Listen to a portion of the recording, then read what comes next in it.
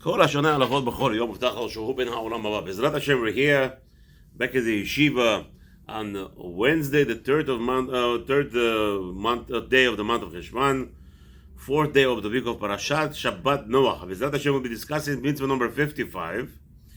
A Beidin must judge cases of persons, animals, eating or damaging other property. As it says in the Torah, V'chi va'er ish. In mitzvah number 56, we'll be discussing Beidin must judge cases of damages caused by fire. An individual that caused fire, that fire went around and started damaging people's property. LaHaShem, the mitzvot are today mukdash.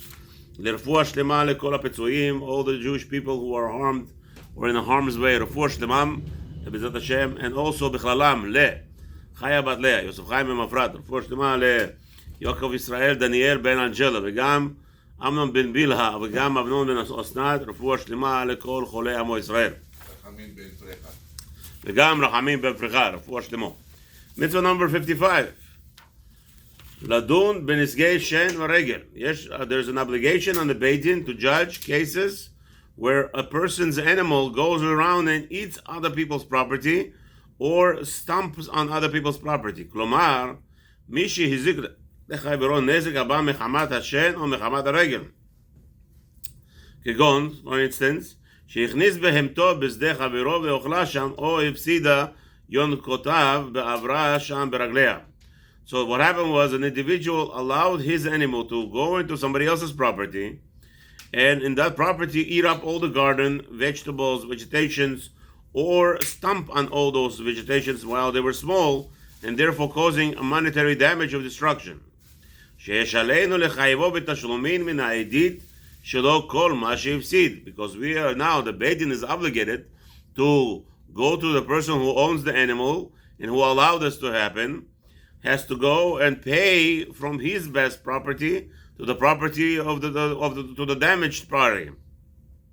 As it says in the Torah, Shmot chapter 22, pasuk Dalet, ki yaver ish, as a man allows a destruction. Okay, continue over there. Pirshu Zichronam Lebracha, and our sages explain in Masechta Baba Kama, first page, Bet Amud Abed, second side, the Hainu, Shen u Mash Katuv Harken v'Shilachet Beiro. Over there it explains, it has to mean over here, this pasuk talking about with teeth. An animal goes and devours. Havara means devouring in Hebrew. So an animal goes and devours everything that's there.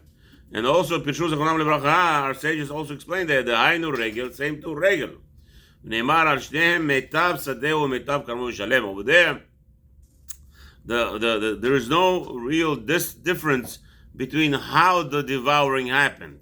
It's either by eating it or by stomping it and completely disintegrating the product or the produce of the person's garden. And therefore, the owner of the animal will have to be paid. From what possessions does he pay?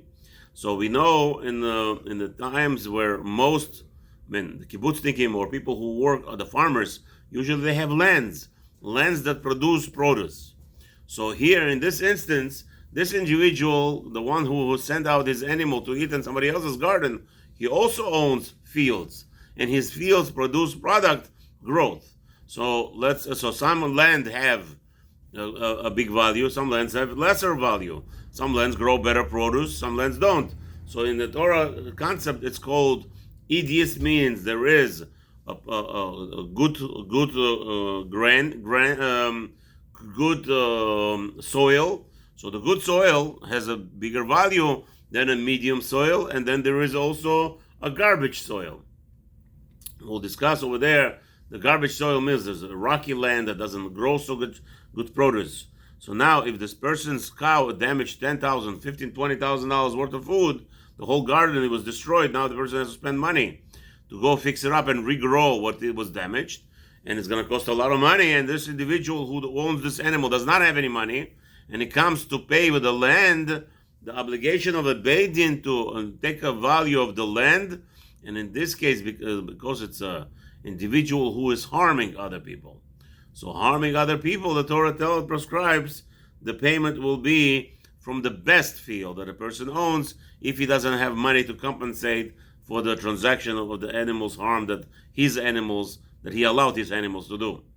Also, that says, the Rabbi continues, the Rabbi,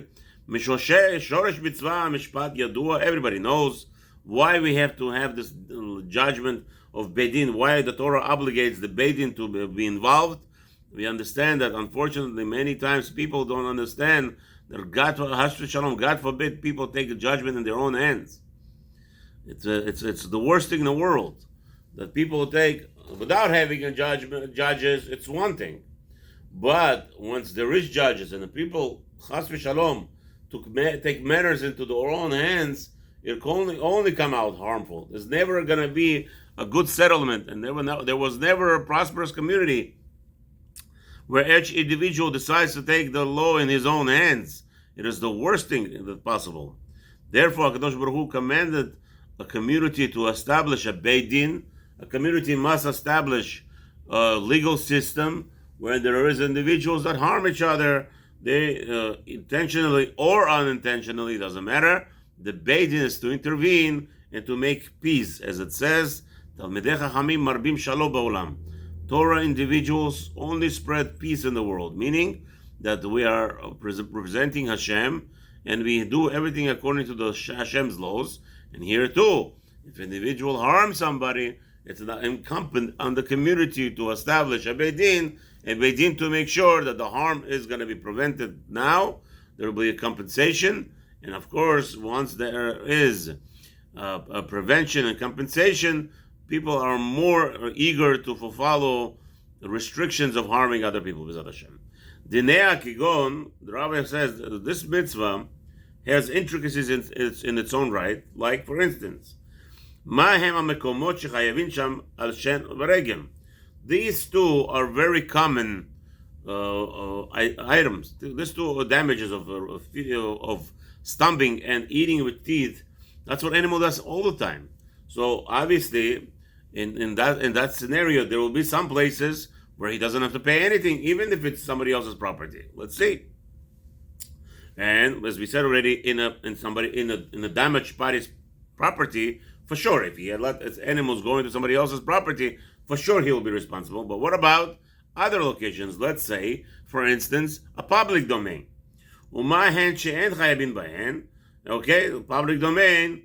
For instance, both of us are allowed to be there, and animals eat. Let's say somebody's selling carrots, right? And he has a full wagon of carrots, not blocked in, just tied with a rope.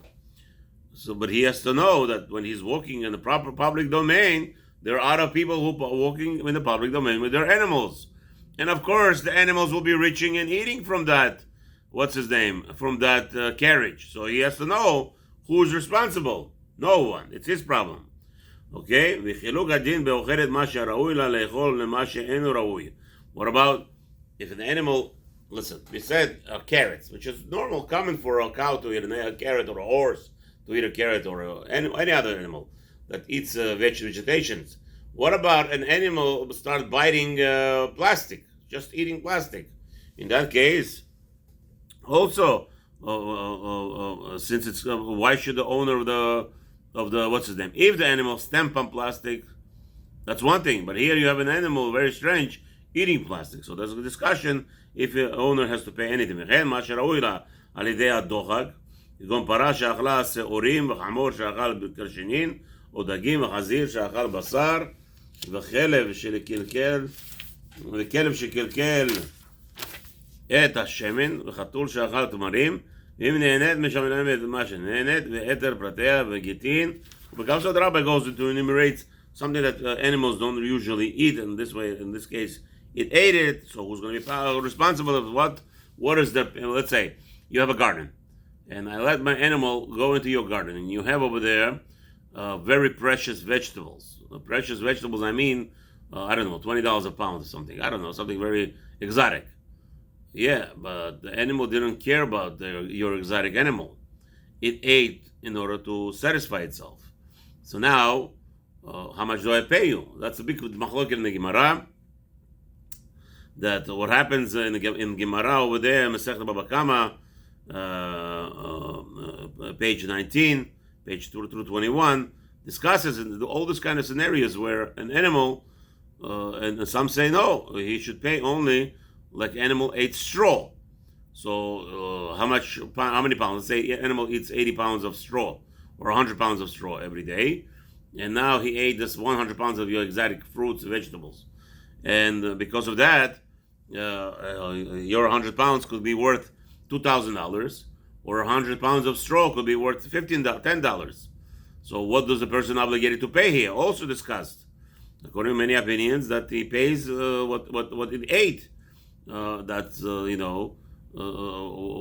what's the difference to me if it ate your food or it ate straw? So again, there's a big machloket over there. So all those will be things have to be discussed. והתם אמרין את פרק החובל, כאמר רב השור בשור גובין אותו בבבל, בשן וברגל דמועדין מתחילתן ננהו. Okay, what about if an animal causes harm with their teeth or with their feet? So we already discussed that. I really don't understand why the Rabbi throws it in here. Let's see what's the explanation. Why is he throwing in harming in other animal? And there we say, it looks like over here maybe it's just interjection from somewhere. פרק החובר, כי כאמר רבא, כשאמר רבא שנזכה השור בשור גובין אותו, בבבל בלא דיינים סמוכים, אמר רק בנזקי שן ובנזקי רגל.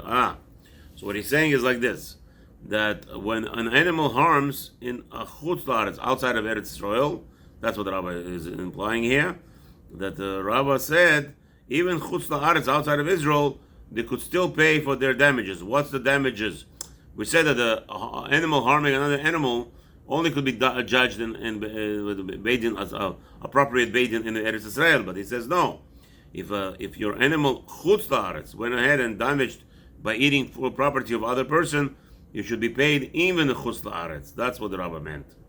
Well, that's what the Rabbi is bringing in here.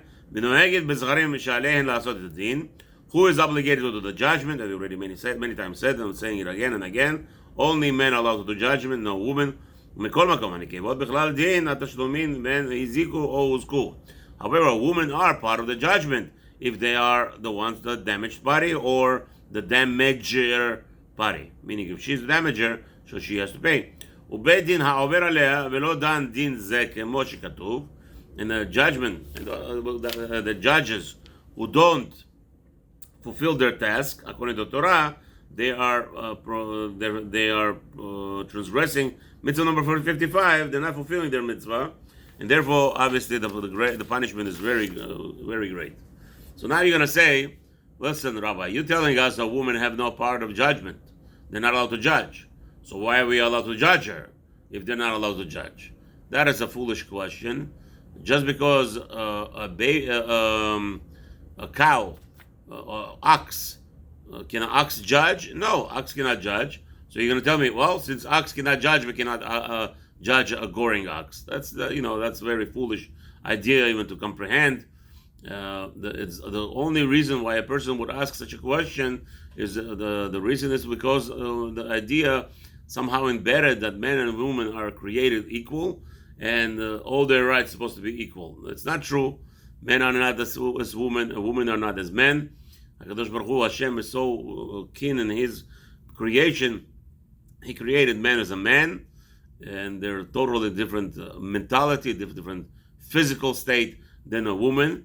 And a woman has different physical state that allows her to perform her tasks, and a man has his own tasks. And each individual is obligated to follow the what's his name? It's like you say, can a criminal who is a barbaric, a real individual who grew up in some jungle, who never understood that hurting people is wrong. So you say, since he cannot make a judge, so how can we judge him? That's what exactly asking here. So if a woman is prohibited by Torah to make judgment, to pass judgments, therefore that doesn't say that now we cannot judge her. We must judge any individual who passes a threshold harming other people, and it's incumbent on the Beit Din, and that's what the Torah is coming here now. The next case, the next mitzvah, number 56, Mitzvot Beit Din ladun b'nizkei ha'esh. What about an individual who lit a fire in his house? This is very common, unfortunately. Like Ba'omer, people go ahead. That's the only thing. I mean, Pesach also, Korban Pesach, not Korban Pesach. Sorry, burning the Chametz on Pesach. Very common fire, tangible ideas where people could actually cause a whole city to burn, Chas v'Shalom, if things are not done properly or secured. When I used to have this mitzvah of fulfilling the mitzvah of burning, never did the Lag BaOmer yet. Probably will never do during the night. I don't allow during the night to be anything done with the Lag BaOmer because it's against Torah to cause disturbance in the neighborhood. If you're doing it in a hotel, you're doing it inside a secluded location, maybe I will allow it. But in a community, in the cities where people live, most of Jewish neighborhoods live, there are a lot of goyim around, and to have blasting music and fire in the middle of the night and thinking it's some kind of parade or something, chas v'shalom, disturbing peace it's called, and we're disturbing children from sleeping, and I strongly disencourage such a behavior. So still, nevertheless, Lag BaOmer fire should be lit during the day, in the morning especially, when everybody gathers and you learn Torah over there, and it's a beautiful idea and beautiful thing. Our fire has nothing to do with night. We don't have to do it at night.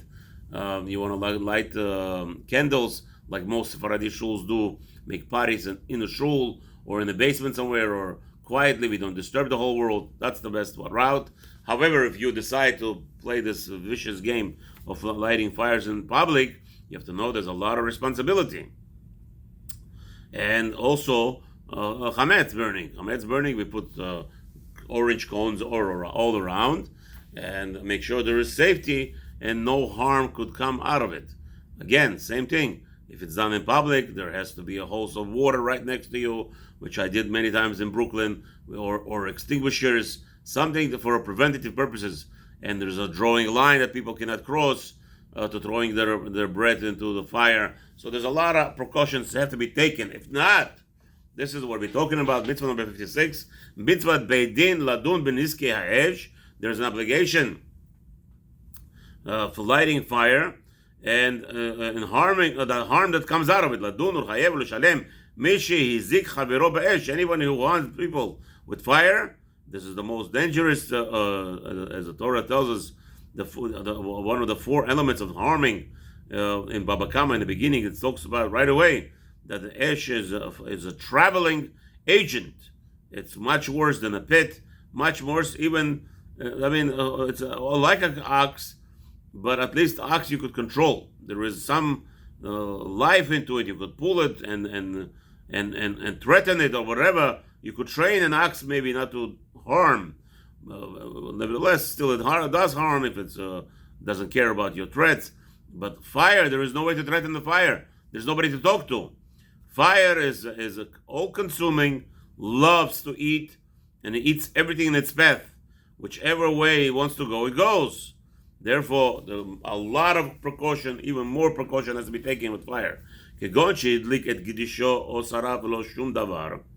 Most people get rid of a lot of garbage in all of the days, especially since there was no sewer, no garbage. They would use to burn garbage. And even today, farmers, to get rid of all the garbage that they amass, it's going to take a lot of money. Most farmers I heard of, they make $30,000-$40,000 a year, if any, if that much. So how are they going to pay for the garbage? So they decide many times to burn their whatever the garbage they have, the weeds, the stuff, whatever they collect, all those things they start burning. The problem is, as we said, fire is all-consuming. If it's not properly organized, the devouring of the fire, they could jump to other people's properties and they could cause damage. It says in the Torah, chapter 22 in Shemot, Pasuk Hey, Ki tetzeh esh, when the fire goes out, umatzah kotzim in so it cultivates itself by catching on to other bushes and starts burning from bush to bush to bush, and all of a sudden your neighbor's whole field is burned with the house and everything. Chas v'shalom. So it's a problem. So the Rabbi has explained. Pirush tetzeh mashma afiyu lo yatsa me'atzma. It doesn't matter, even if it's the Torah. The Torah says it came out. So what are you talking about? And what does that mean? Came out. It meaning on its own. I apologize. הוא בא להזהיר שאפילו המדליק בתוך שלו ויצא מעצמה והזיק החייב. It's coming to teach you that even if he lit on his own property and caused harm to other people, he's still responsible. לפי שלא שמר גחלתו, because he was not careful when he was lighting, before lighting. Sorry, 1 second. Sorry, Rabbi said I had to get a drink. Again, as we said, a person is obligated to watch how he lights things and to be careful, to be responsible for it. That he shouldn't go out and do harm. The way of the fire is to go where there is something to consume. Okay, again, the Rabbi says over here, the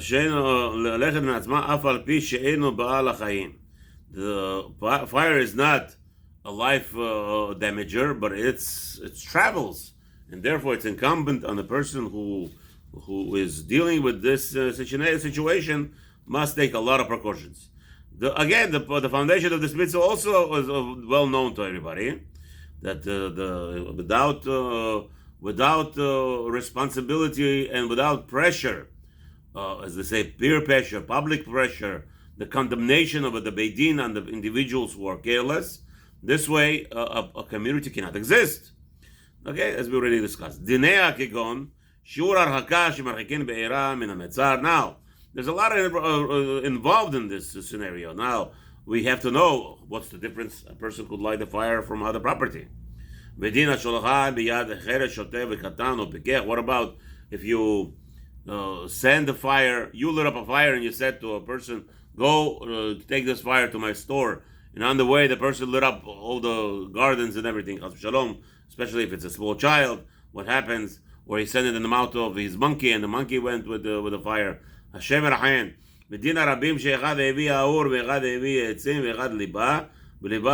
So now what happens if, let's say, you have culprits? You have one bringing fire, one bringing wood. Somebody wants to burn somebody's house. So one brought fire, one brought wood, one brought gasoline, and one took the fire. So each one had his own respectful position, respectful deed that they performed in order to light up this factory or something. What happens if the person lit up a field and there were items that are hidden under blankets or something? Who's responsible for that? What about lighting candles for Hanukkah? There's a very common situation. We know that the Sefaradim, we're obligated to light a Hanukkah outside of the house, right by the gate of the entry to our house, for the people to see the nest. What happens in that case where a person passes by and catches fire with his load of straw or something? Who's responsible for all that? So we know that the owner of the fire is patur, actually, because it's a mitzvah for him to light. So again, as we already said, that in cases, the problem that many people have a problem, like yesterday we said, with digging a pit, or in this case, I put up a light outside and somebody got burned from it. It's his responsibility, the person who lit the fire responsibility. No, it's your responsibility. The problem with this generation, we always like to blame other people for our responsibility. We don't want to take responsibility for nothing in this generation. The Torah is not born yesterday. Torah is telling us, you're a human being, you are responsible for whatever your actions are. Yes, if I went ahead and I light your house, it's my fault. But you came and you didn't care. You were not worried. You're saying, people will be responsible. Somebody jumps in front of the car. Why are you harming yourself? Somebody comes and falls into my pit. Habibi, walk around. Who told you to walk on the pit? No, I didn't see. What do you mean you didn't see? Everybody sees. There's a sign here. Don't walk. No, if I put up a sign, I'm not guilty. If I don't put up a sign, I'm guilty. Hello. Stop having this mentality of victims all day. That's what we're living in. The generation of victims. Everybody likes to victim and justify his own false actions. Go ahead and care for yourself and be very vigilant what you do. Everybody likes to blame other people. That's the generation. Chas v'shalom. ויתר בתי מבוארים בפרק שני ושישי מן כמה, again, the chapter 2 and 6 chapter of Abba Kama is discussing this in length. נוהגת בזכרים כי להם לעשות דין, obviously the beit din is done by a man and a woman, ובית דין העובר עליה, ולא דן המזיק בתשלומים כמו שכתוב בתל עשר. Now, the Torah tells us that beit din is obligated to fulfill this mitzvah, and if they don't, and they could, and they're not doing it because of whatever, peer pressure, or community pressure, or politics pressure, in that case, they will be fully responsible for not fulfilling Hashem's word. Have a wonderful day. If you need to make money, make money, but with ease, without any suffering. And Hashem should have mercy on Am Israel and send us all the Jews who are in captivity back. Send the Malachos, send his angel to scare the Rashaim and let them loose with Hashem.